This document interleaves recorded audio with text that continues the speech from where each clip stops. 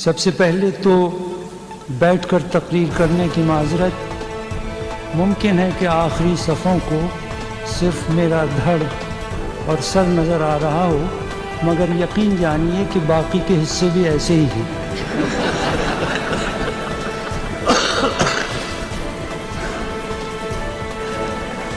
مجھے یہاں اور ایسے جامع و جبہ عالمانہ میں دیکھ کر جتنا تعجب آپ کو ہو رہا ہوگا، اس سے کہیں زیادہ حیرت مجھے خود ہو رہی ہے.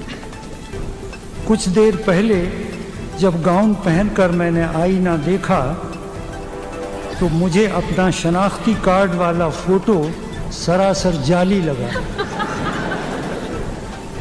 سچ تو یہ کہ عالمانہ گاؤن پہن کر میں جاہلانہ بات کر تو سکتا ہوں، سن نہیں سکتا.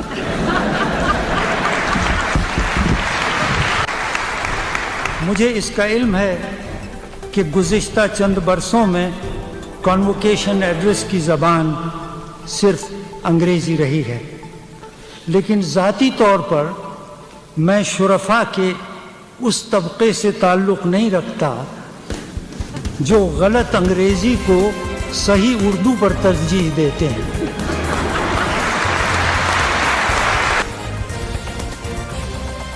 اگر آپ نے مجھے ادیب اور مزاح نگار کی حیثیت سے دعوت کلام دی ہے تو واقعی بڑا رسک لیا ہے. جب رسک لیا ہے صبر بھی کر، اس میں تو یہی کچھ ہوتا ہے.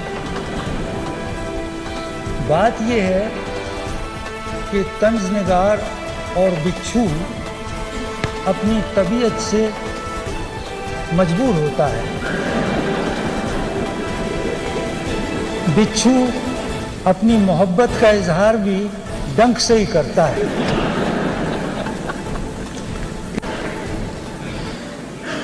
بہر صورت و بہر عنوان حاضر خدمت ہوں، تجھے ہم ولی سمجھتے جو نہ سود خوار ہوتا.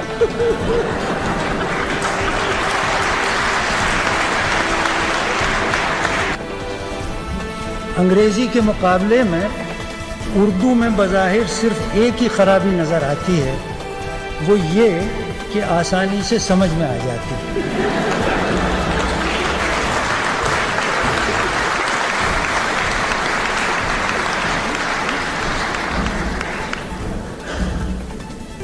قطع نظر اس سے کہ کسی کی مادری زبان کیا ہے، حقیقت یہ ہے کہ گانا، گنتی، گلہ گزاری، گر کی بات اور گالی اپنی مادری زبان ہی میں مزہ دیتی ہے.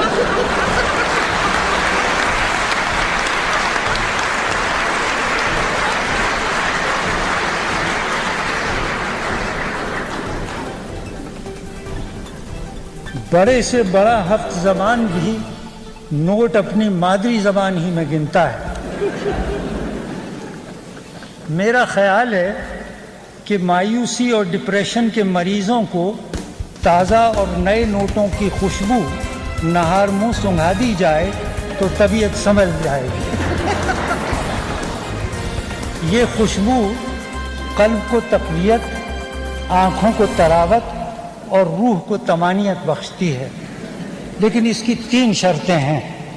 پہلی شرط یہ کہ نوٹ اپنے ہی ہوں. دوسری اور تیسری شرط بھی یہی ہے. ایک دفعہ کا ذکر ہے، کراچی میں مجھے ایک سیٹھ صاحب کا جو بینک کے ڈائریکٹر بھی تھے فون آیا کہ مجھے یوسفی سے بات کرنی ہے. میں نے عرض کیا خادم بول رہا ہے. فرمایا یوسفی کو بلا لو.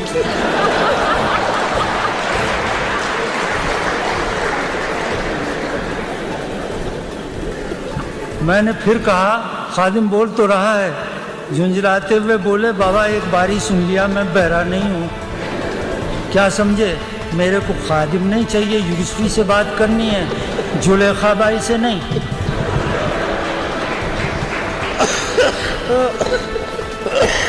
وہ دن ہے اور آج کا دن ٹیلی فون کے اس سرے سے پھر خادم کبھی نہیں بولا.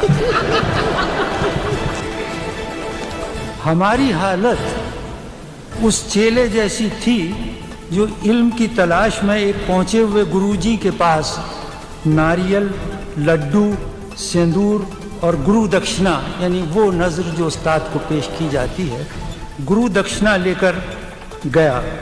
ڈنڈوت کے بعد ہاتھ جوڑ کے عرض کی کہ مجھے اپنا چیلا بنا لیجئے۔ گروجی نے کہا بچہ چیلا بننا تو بڑا کٹھن کام ہے۔ اس پر اس نے کہا تو پھر مجھے گرو ہی بنا لیجئے۔